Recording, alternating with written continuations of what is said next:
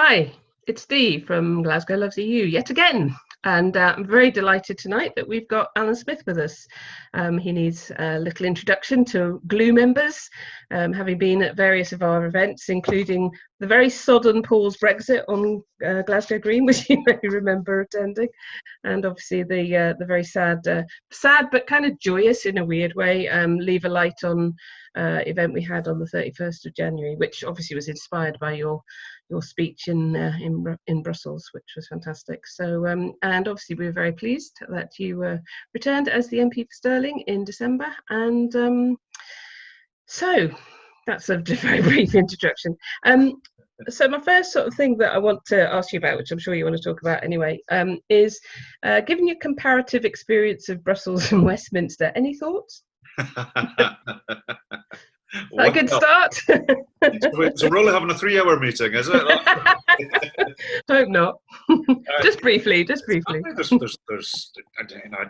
I don't decry how the UK is governed.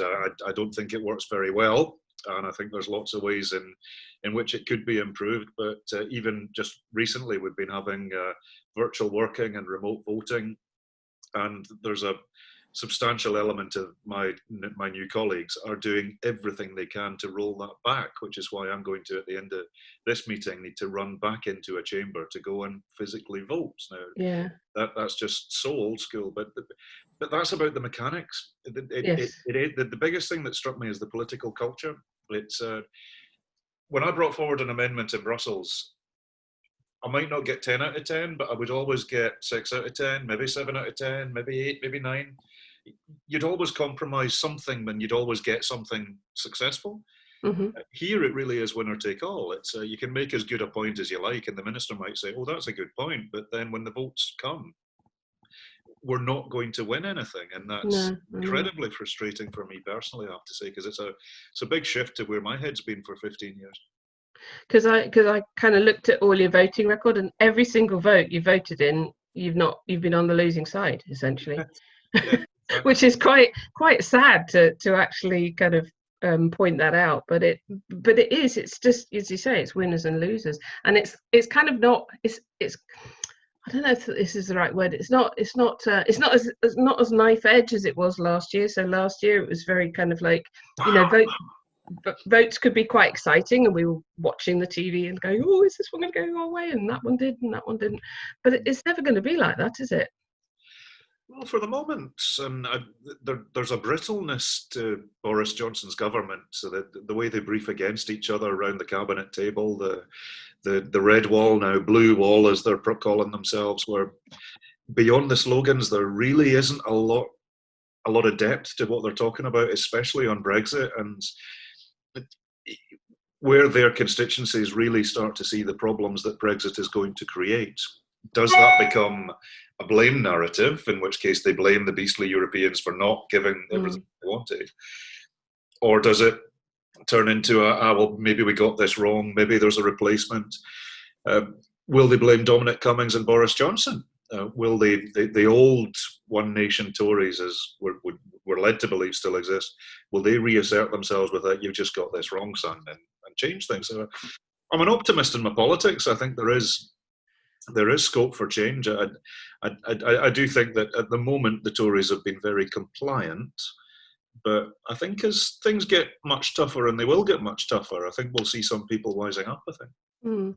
I kind of feel that a lot of the old school Tories kind of either decided to go or were deselected or voted out in December, and so there must be a massive new, quite young, a lot of them, so they I mean, not necessarily young just in age, but young in experience, because they haven't been in that situation before, and they're more malleable in terms of the whipping and stuff. Is that a fair comment? Well, I think they were pretty malleable in following the party line anyway, and that was why I think middle of year before last there was the mass expulsion of the centrists in the Tory party, where they got rid of household names and withdrew the whip from Winston Churchill's grandson and that sort of stuff. That was to make a point to everybody. And where Mrs. May was not able to assert control, Mr. Johnson is all about control. there was also the genuine frustration that, well, we need an answer. We can't have this. We can't have daily chaos in the Commons, which was one of the reasons why I stood for Westminster. That it was obvious to me that a lot of the people who were bumping their gums about European stuff really didn't have much of an understanding of it in any meaningful sense. And the UK media reported breathlessly the ins and outs of what was going on in the House of Commons. Whether it would actually work in the real world or whether it would fly in Brussels was completely beside the point. It all became about the games and the criminology. So I think there's scope for change. I mean, I'm still in the market for finding solutions. Last week, we, the SNP, used our opposition day to try and a last-ditch attempt for an extension to the transition period. Yeah, that was your speech that we shared, and it was fantastic. It's had over 5,500 engagements, which is probably about the most we've ever had. Oh wow, goodness! Well, if you speak from the heart, I accept Brexit's happened. I hate the fact. I think it'll take us to a bad place. I think it's made peace in Northern Ireland more difficult. I think it's made independence something that is our best option from my party's perspective, and a lot of people are thinking hard about that. But a lot of people in England who voted in good faith to make their lives better, thinking this would, have been misled into something that's made us all poorer. And I think that's a terrible shame. And an extension to the transition period, I think, is more likely than people are saying. I don't think it will be called a transition period, but I think there will be a series of mini transition periods and a fudge and a thing that just rolls on for a wee bit and carries on. And this is a government that's dealing in smoke and mirrors. I think the cliff edge is going to recede a wee bit, but my job's to make sure people are aware of what the real world consequences of this actually are. And if this is just a sticking plaster for 6 months, 12 months, who knows, then it's suboptimal to EU membership, which is, we had a great deal from the EU. We know that. We were continually fighting for it, and it just fell on deaf ears. But it does seem that, all the things they said back then, and however much we kind of keep coming up with them, easiest deal ever and all the rest of it, and it's not, and exact same benefits. That's not where they're taking us at all. And it seems to be a kind of ideological way of looking at it rather than a practical way of looking at it. Yeah, it's exactly that. I mean, from the people that promised faithfully there would not be a border down the Irish Sea, now there is. The people who promised faithfully that lorry parks in Kent was Project Fee, or that there wasn't going to be red tape, and now it's announced with barely an acknowledgement that wasn't what they were saying. So, but people aren't daft. I do believe that the general population does see through this stuff. Maybe not as fast as I'd like, but I think regular folks will pretty quickly realise that this isn't what I was promised. Yeah, but they'll feel that they can't do much about it, and we'll just have to go with it. Really, maybe, I don't know. I don't know. Anyway, let's move on to something else, which is an interesting. We will get to Brexit again in a minute, but I'd like to now discuss the power grab or power surge. Is it a grab or is it a surge? They were talking about that head-to-head with Mike Russell and Alistair Jack on Politics Scotland yesterday was hilarious. Well, except they weren't head-to-head; they were one after the other. But how do you see this? It's appalling stuff, right? And I don't know what anybody else is like, but whenever I come out of making a speech or something, I always say, I should have said that, and I should have done that differently. And look, because the UK was part of the EU single market for as long as it was, devolution was set up in order to accommodate those rules.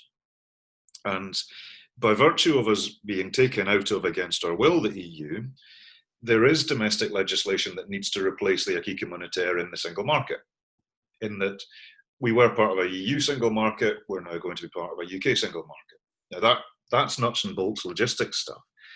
So there is going to be some powers that will accrue to the Scottish Parliament. So there is a grain of truth to that. But what they're doing while they're doing that is creating a politically appointed panel that's going to decide what state aid is acceptable and what state aid isn't. Now, state aid isn't a technical thing. It's absolutely every competence. So when the Scottish Parliament, I was very proud Labour signed up as well in the main. to implement minimum unit pricing for alcohol.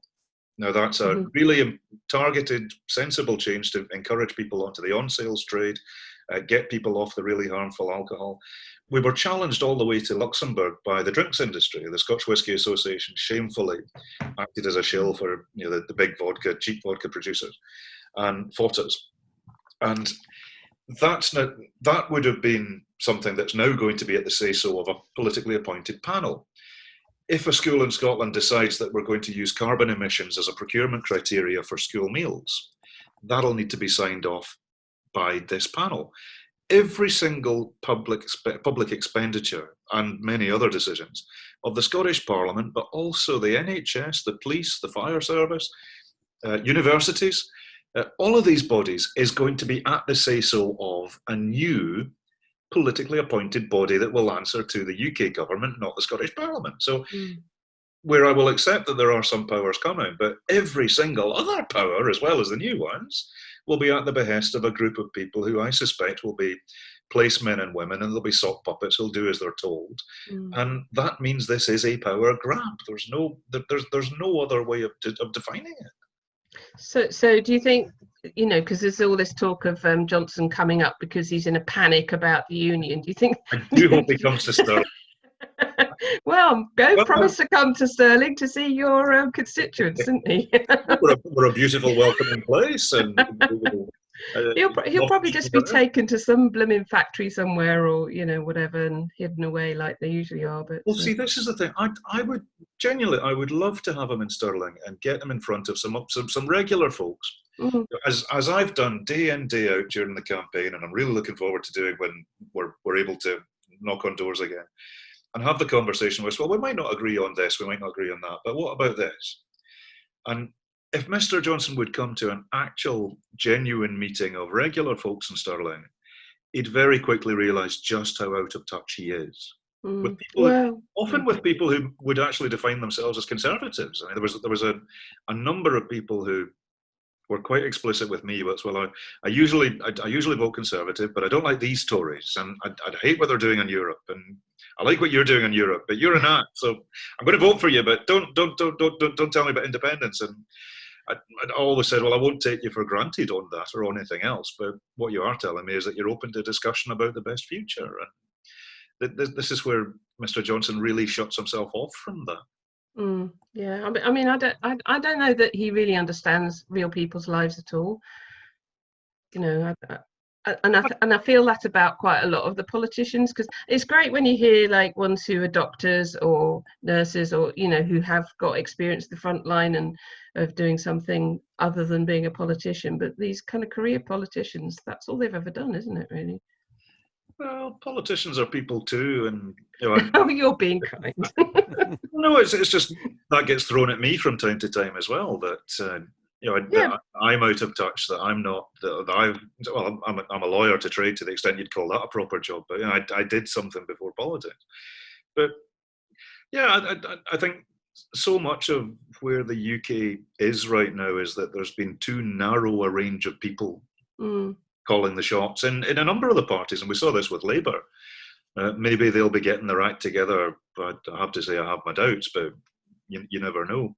The pendulum does swing. But certainly in the Tories on the European question, I saw in the European Parliament for, mind I did 4 elections in the European Parliament, so at every electoral cycle, they stripped out the voices from the centre. They stripped out people like my dear friend John Purvis, who was an MEP for the Tories, proudly conservative, but also proudly European. Margaret Thatcher built the single market. She was integral to that integration. And they rejected that legacy. They pretended it was something else, and they got rid of people who had any context or insight to the matter at hand, which meant that they were vulnerable to people who dealt in black and white truisms that actually aren't that true. What was Adlai Stevenson's quote? To every complex question, there is an answer that is simple, easy to understand, and completely wrong. We've seen a lot of that in UK politics lately, and I think it's a terrible shame. Yeah, I agree. Okay, I think we have a question from the floor, or from the Facebook feed. Jenny, you're on mute, Jenny. So the most common thing you hear is that you're on mute. There she is. Okay, well, I'm going to combine two points. So Jason has made a point. Basically, he's pro-EU, but it's a bit of a big juggernaut of an organisation. Is there one sort of area that you would have liked to have seen reformed? And from Bill, when this inevitable sort of disillusionment with the UK government comes, if Brexit doesn't pan out the way it's hoped, then what are the steps we could take? What can people do about it? Great questions. On the juggernaut point, it's one of the proudest things I did in the last 5 years or so was with Dr. Adam Marks, who was on my team in Brussels, on my MEP team in Scotland, put together scotlandineurope.eu, which was a website with politicians are great for opinions, but here's the facts. It was an unusual publication that gave people the footnotes, the sources to the information, and it went down a storm. And I think it really was, particularly from an SNP perspective, where a lot of our people had questions. Well, great, I've got answers. And the EU's a juggernaut was one of my favourites. The European Commission employs fewer people than Glasgow City Council does. Mm-hmm. So yes, it's big. I wouldn't say it's not big, but it's an organisation that's serving 500 million people. And that, I think, is effective. The money that we spent as part of the EU, roughly for every £1 in, we got 10 coming back. Now, they didn't come back as a cheque with a signature on it. They came back as fewer costs because of EHIC cards, fewer costs because of less red tape, fewer costs because EasyJet and Ryanair could exist because of the single market. All of these benefits accrued to us. And the big thing that I would have changed, and I would have changed that a long time ago, was to call out domestic politicians who talked about Europe as being somewhere else. Anything that was good coming out of the EU, that was us did that. Anything unpopular, Brussels is to blame. The idea of Brussels diktats, it's hang on, I'm a democratically elected MEP. Mm. I was doing domestic politics in a different place. There is a democratic legitimacy to this. And I have to say, some of my guys over the years, particularly on fisheries, blamed the EU for things that actually weren't a EU competence, blamed the Brussels negotiations because they came out with an output they weren't happy about because of the UK representation or because of the politics or whatever it was. That we didn't spend enough time explaining how the EU actually works. And we still won with 62% of the vote. We still won significantly. But particularly on fisheries, we didn't make the argument. And too many of our guys went along with it's too big, it's too bureaucratic, it's too complex. If you want to see bureaucratic, really, the building I'm in now would really put Brussels to shame. On the further point on disillusionment about the deal, look, there's a really genuine question I would put to everybody watching tonight. And I don't want any answers tonight, but it's what you're going to need to think about in the next 6 months, year. If EU membership is your biggest thing, and I appreciate it's not the biggest thing for everybody, but if it is your biggest thing, you've got a choice to make. And the choice is, do you think it is more likely to achieve EU membership by remaining part of the UK and agitating for change within the UK, or going for independence?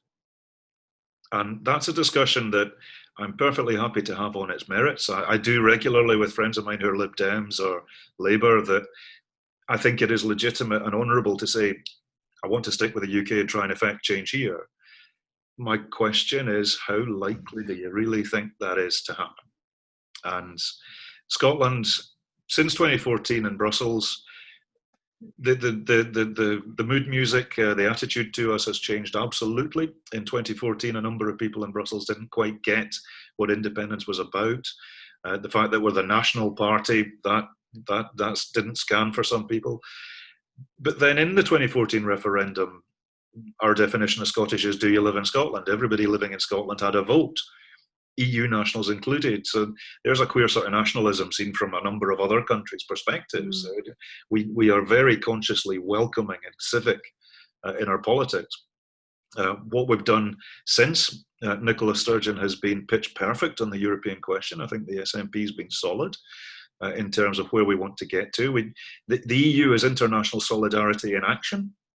I'm in favour of a multilateral world. I want to see us cooperate with our closest friends and allies, not as the Brexiters would prefer, the ones that speak English far on the other side of the world, that actually don't share many political values with us in many cases. And independence in Europe has been proven by Ireland over the last 4 years in a way that remaining within the UK and where that's going to take us has been proven for Scotland as well. So I really appreciate that for a lot of people that's an unwelcome choice, and it's quite dissettling and unsettling, and I'm afraid it's going to continue because we are going to ultimately boil down to a choice between two unions, and it'll be which union works best for us. So I can say hand on heart, and I've taken some criticism in my own party for it, that I think we had to do everything we could to keep the UK as close to the single market, as close to the EU, ideally within the EU as possible. Right? Look how much it's changed even in December when I was elected into Westminster. The idea was that we were hopefully looking at, well, possibly a second EU referendum, maybe a minority Labour administration. Yeah, we're only in July now, but it seems a parallel universe a million years ago. It seems fantasy, but it was the idea that, and I was replaced on the list in Brussels, so the party didn't lose out representation, Scotland didn't lose representation. But then, by virtue of the results elsewhere, in Scotland we voted significantly for pro-EU parties, the SNP and the Lib Dems, and the Labour representative from Scotland is the most pro-EU you'll get of many of them. And yet, despite all of that, Brexit happened, and my very first speech in the Westminster Parliament was lamenting the fact that despite our vote in Scotland, Brexit was imposed upon us. And for people who talk about the EU's democratic deficit, the UK's democratic deficit is actually a real one. And that's what we need to focus our efforts onto. I think change is coming whether we like it or not. We can make that change work for Scotland. Yeah, I think you've actually answered the question I had next, which was actually from one of your constituents who's not able to be on the call tonight. And she said, I don't know if you'll have anything to add from this. What do you see as the practical means stroke route map for either an independent Scotland or indeed a whole UK to rejoin the EU? How likely do you think this might be, and over what sort of timescale? And kind of, so I think you've really pretty much answered that. So Victoria, thank you. Alan's answered your question without me asking it, pretty much. A kind of more kind of applicable to us and the others, because obviously there are lots of groups in Scotland, like the Stirling, Perth, and Southern Scotland and Edinburgh, and all over the place. What have you got any advice you could give groups like us that to try and help maintain positive attitudes to the EU and the possibility of rejoining? I mean, we have a chat every Saturday, and we were just talking last Saturday about what can we actually do. We kind of feel that, you know, we used to be in Buchanan Street every single week. You know, we were talking to people and doing these Brexitometers, and it's very interesting. We're kind of quite desperate to do one of those ones that we did, a 4-way one of pro and anti-EU, pro and anti the Union, and to see where people sit on that 4-way diagram and whether it's moved a lot since last year, because that would give us a kind of like feel for how people are if they are moving towards, you know, what you were talking about. The only way to get back into the EU is the route through independence. Yeah. So any thoughts on that at all? Well, Scotland's a place that political scientists, when travel restrictions are lifted, will be beating a path worldwide. We don't have one axis in Scottish politics. We've got 3. We've got the traditional left-right axis, you know, like big state, small state, high taxes, low taxes. But then we've also got yes, no to independence, and then we've got leave remain to the EU as well. And the two of those are actually the same argument. It's about where does Scotland sit in the world, who makes decisions, how accountable are they, which union works best, and many of it. And I'm writing a book about the last few years, and many of the arguments which really struck home with me during the conduct of the EU referendum campaign, and it was a dreadful campaign. It was an awful one, worst I've seen. But many of the arguments actually coming so soon for us after the independence referendum in 2014. suddenly I was on the side of better together. Suddenly I was making the idea that, well, the system works and it's good that we're rubbing along as a family of nations, that sort of stuff. And all of that stuff is still working its way out. And in terms of political activism, well, the activism is going to be coming soon enough in terms of the Holyrood election. That is going to be absolutely fundamental. And I appreciate you guys are non-political, party political, and rightly so, stay neutral. But hold the parties to account in terms of what their promises are. The argument about EU membership has absolutely not gone away. And even for those who are against EU membership, it's legitimate to say, well, okay, what instead? Whatever Boris Johnson comes up with, really? I don't think that's a credible position to have. And also for the parties who are trying to look both ways and to sit on the fence, it's, well, we're going to need to pick a side. And I think there's a lot of people have moved, but I think there's an awful lot more people are ready to move once the path becomes clear in terms of what's actually the choices we have to make. And I think that the Holyrood election is going to be absolutely fundamental to that point. And in terms of the accession process for an independent Scotland, which is one of the things I've been thinking a lot about lately, well, these are details which will be put out in due time to the people at a proper time. But there's really a need for credible non-party organisations like you guys to be holding the elected politicians to account for the promises we have made and the things that have happened since. So activism is not over yet, really. We need it. Yeah, well, that's encouraging. And just before we go away from here, and I know there's another question, but I just wanted to look at it from the other perspective, which is assuming I assume you still have friends over in Europe, and you have MEPs you're still friends with. How amenable do you think the EU is to the concept of Scotland, having its own place at the table at some future time? Because that's quite an important thing to think about. Hugely, and I'm absolutely convinced. I spent the last 3 years working on it, so absolutely we've got those doors wedged open. Nobody is going to intervene in our domestic discussion. No. And I keep saying this to my guys in the SNP, that look, don't ask Brussels to solve our problems for us. Don't ask Brussels to come in to our domestic debate, because this is a discussion that we need to have with ourselves about where we fit, who we want to speak for us, what forums we want to be part of, and how we want to be represented within them. Now, I'm convinced. I convinced myself years ago. I wasn't always a Nat. I volunteered for the Labour Party when I was at law school in Nottingham. I've never been tribal in my politics. I came to the view that independence in Europe was the best gig, because if you're going to be in a wider framework, you want to be represented by people who are closer to you and share your values. And I think where the UK is going is somewhere that is not where an awful lot of people would want to go. And I think we've got the fact that we have two unions to choose from. Within Brussels, we're making sure that people are up to date with what's happening, both within the UK debate and the Scottish debate, and indeed the Irish debate as well. I mean, the new coalition, Fine Gael and Fianna Fáil, one of their key priorities is to deepen and broaden the Scottish and Welsh cooperation politically. Okay. Because we realise that whatever's coming, we need to have channels open in a way that we might not have done previously. The question of Irish reunification, the EU has already taken a formal position. That was about 9 months into the post-2016. A council decision has already recognised that in the event of a affirmative vote in the north of Ireland to reunify, there will be no accession process. It will be an extension of Ireland into the same precedent as German reunification. That's fantastic. Well, I've said to the Irish politicians, that is a really significant thing you guys managed to get into the decision. No decision like that has been taken for Scotland, because Dublin was able to propose that as a member state. London was never going to propose that for us, for obvious reasons. So we'll be dealt with on our merits. We'll be dealt with on the case and the facts of the matter at the time. We will absolutely, and I will work really hard to make sure that we are. And there's some voices in my own party that are built a frustration that, well, let's just do it.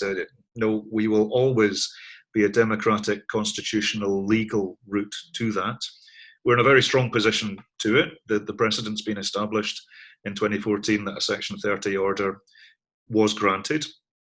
I believe will be again, because for the people that we're dealing with at Westminster, and I'm spending a lot of time with them, it's just a question of politics. It's not going to be a matter of theology for them. It's a practical, well, you're already gone anyway, is many of their attitudes. So then that leaves all the barriers are down. It's now a question of we need to persuade the people, we from my perspective, need to persuade the people of Scotland that this is the best way to go. And that will be done on the basis of a factual juxtaposition of what we're looking at in terms of the UK's trajectory and where we'd be within the EU. And the fact that we have Norway just over there, Ireland just over there, and Norway's in the EU to all intents and purposes, because they're part of the Schengen Accords, arguably more than we are. So we'll be doing that on the basis of the facts and reality, but absolutely not a doubt in my mind there is considerable warmth towards a future independent Scotland in Brussels and the member state capital.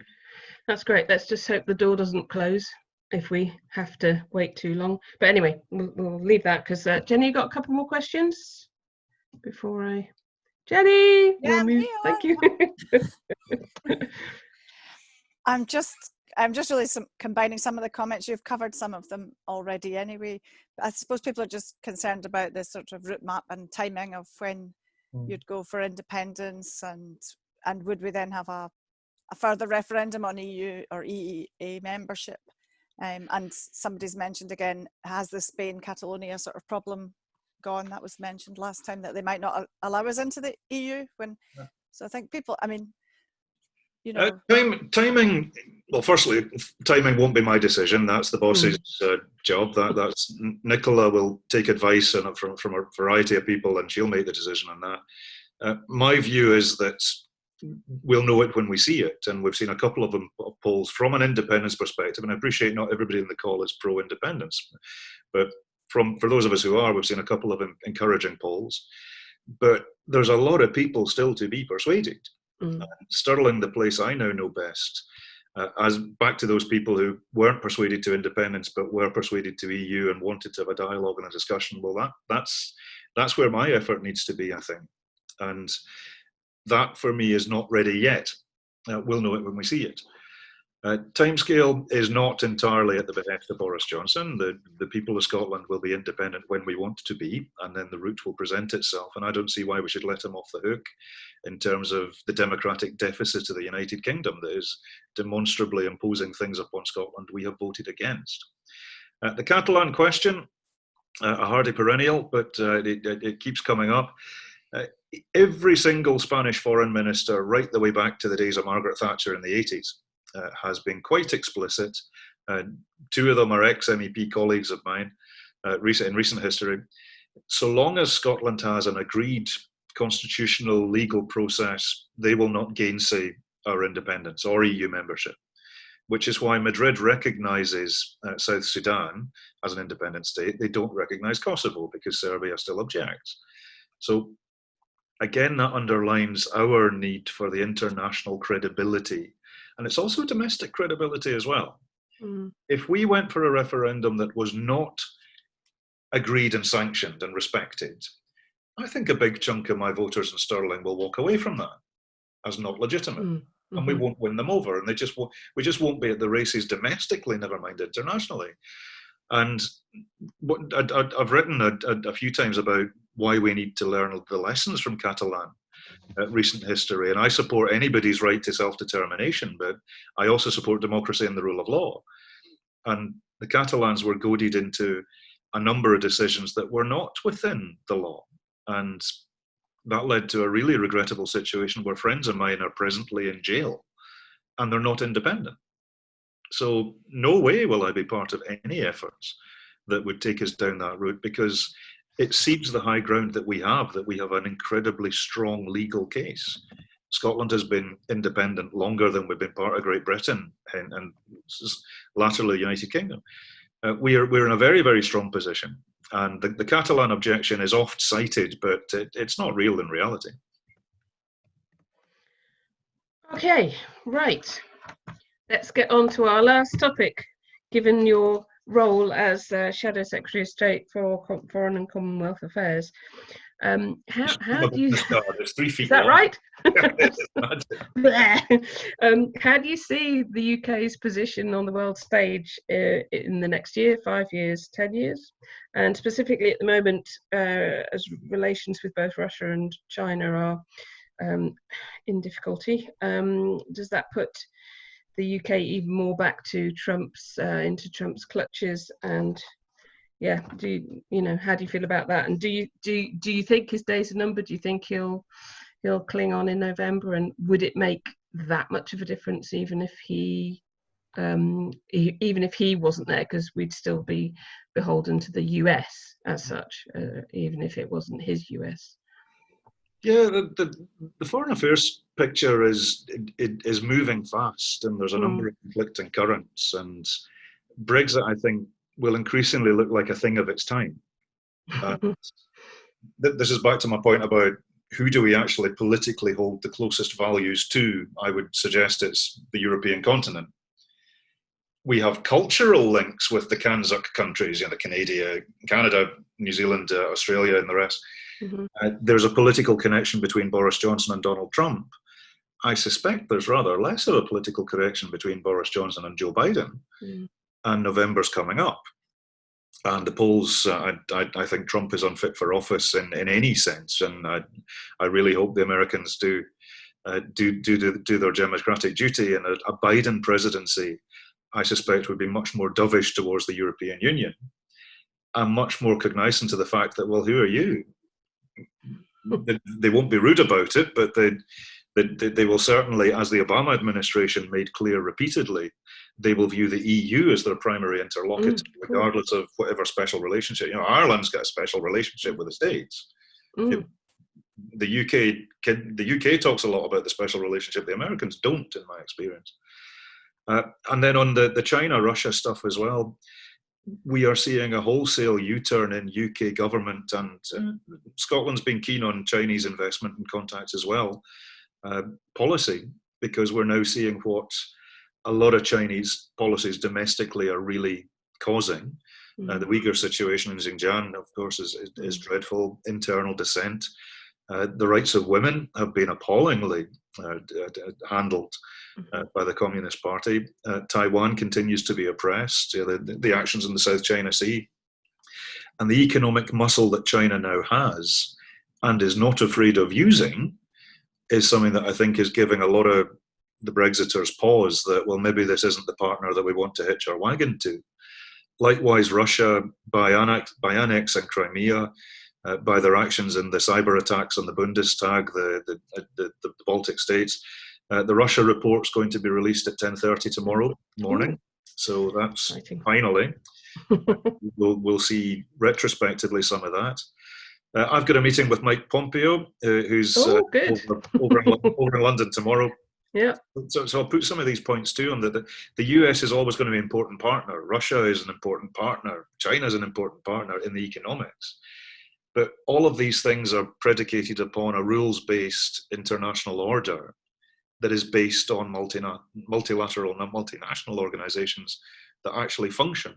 And the UK has, by pursuing the route that the UK has decided on that moment in time in 2016 to take, actually done more for a nationalistic, chauvinistic view of the world rather than a rules-based international order. And I think a lot of these tides are going to make the world look an awful lot less welcoming to the buccaneering types, and half of them will all be off in their consultancy jobs anyway and retired from politics. So I think these tides will change pretty fast, and the UK is going to find out that solidarity actually matters, and the EU is solidarity in action. Yeah, which we've always known, and we're very, very sad that we're in the situation that we're in. And of course, we haven't even mentioned the pandemic, so let's not, because too many people are talking about that. Just on the Russia report, I was going to ask you what you're expecting to see in it, apart from lots of black ink, and why do you think Karen Banks wanted to see it before publication? It's a bit of gossip today. Well, I've not seen it. I've got no insight. No, to obviously no. It's a very closely guarded thing. But Dominic Raab's announcement last week that there was evidence that Russian cyber ops did boost illegally obtained documents about potential trade deals. Now, that's pretty serious, hefty stuff. Now, I think there's been bad actors in online debate, particularly since 2014, since before 2014. I think there's a number of particularly Twitter accounts that aren't what they appear. I get abuse on a daily, on an hourly basis from all sorts of accounts, many of them that would be identifying as being pro-SMP or pro-yes.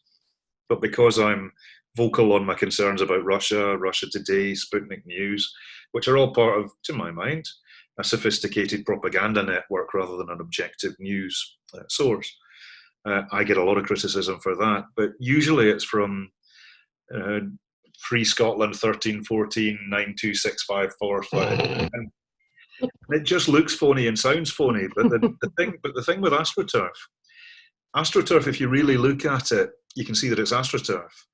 But if you're just on a train passing by, it looks real. Yeah. And most people's experience of social media is on the train passing by, rather than in the weeds of it. So I'm adamant in my own mind that there are disruptive forces active in Scottish politics, and I don't think they're on one side or the other. I don't think they're pro-EU, anti-EU, pro-yes, pro-no, whatever. I think they're looking to just cause disruption and upset and get false facts out there. And geez, we've now got anti-maskers, for goodness sake. Oh no! Hot on the heels of anti-vaxxers. Proven science, and it's worrying the way that people are consuming their information, viewing, Big Tam on Twitter is just as credible as a world-renowned epidemiologist. Yeah. Media has a case to answer on some of that stuff. The false equivalency that the BBC particularly has been prone to, regrettably. But I think there has been malfeasance within our online debate. Russia has been caught at it a number of times. For the benefit of the tape, the Russian ambassador has denied this.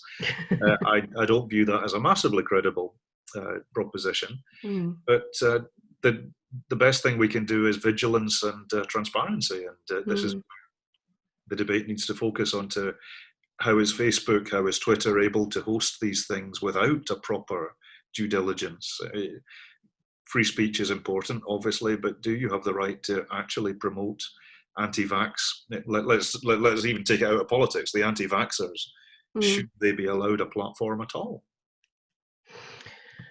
Well, yes, that's another whole can of worms, which we really haven't got time to go into. There's a big round of houses too. Much as it would be quite interesting and raise all sorts of other issues as well. So I'm going to finish off with a funny question, because I'm such a professional interviewer, as you could tell, just an amateur. Did you have a nice Zoom call with Nicola yesterday to wish her happy birthday? I'll confess I didn't. Damn. It's been really lovely that so many people have just taken Nicola to their hearts over the last while. That she's really, and I've been a fan of Nicola for 2 decades. But during the coronavirus, she has really done a shift. She's been there day in, day out. She's across the detail of everything. She's compassionate. She cares about it. And some people who are skeptical about that sort of stuff just took a nice gesture, a nice thing, as being a bit cynical. But no, it wasn't. And she's a great person and a supreme politician. And we're really, really lucky to have her in Scotland. I think we've done well for it. Having come from England to Scotland, I can see the difference, and I can see, the difference in how people kind of react to her. And I've had friends down south. I remember in the election in December, people were going, "Can I vote for Nicola, please?" And I was going, "No, you don't live in Scotland." or come and live in Scotland, you know. Very welcome to head up. Absolutely. Sorry about the weather, but it's been great. Lockdown's been fantastic. We've had great weather. Anyway, Alyn, it's been absolutely fantastic speaking with you tonight. Thank you so much for your time. I know you've got to go back to do more talking and voting and stuff. Are you all off for the next 2 months from this week? You know, is that what happens from? We've got 7 weeks of recess where the Commons won't be sitting. So I'll be out and about in Stirling and elsewhere. Good. But not actually down the road here, which will be great because I've been itching to get out and about in Stirling. That's yeah. Well, you're always welcome to see us in Glasgow as well, because you're really kind. No, you've been a good supporter of our group, and we appreciate it. And you know, we will keep going because I'm sure there will be campaigning to do. And thank you for your encouragement with that. Game and activism has never been more important. You know, there are forces about who just want us to walk away and be apathetic and retreat to the pub, retreat to watching Netflix and not do anything. History is made by the people who turn up, and you guys have been front and centre, and I will forever remember the 31st of January in Glasgow. That was such a good. I mean, we had no expectations of that night, and it's like, do you think anybody will turn up? And then it was just, and the spirit was so amazing. And although it was such a disastrous thing we were celebrating, it was such a lovely way to do it. All that singing at the end, that was fantastic, and all spontaneous. Absolutely. We all needed a hug that night. Anyway, well, let's hope we can have even bigger celebration when we get our own place in the EU at some future point. That would be nice. So you have a glass of that's mine. You have a glass of orange liquid, and so do I, but mine's slightly different to yours, so I'm going to raise a glass to you. You get the best gig. You've got they're both genuine Scottish, but cheers, Alyn. Thank you so much. It's been great. To see you. Keep doing what you're doing. Thank you.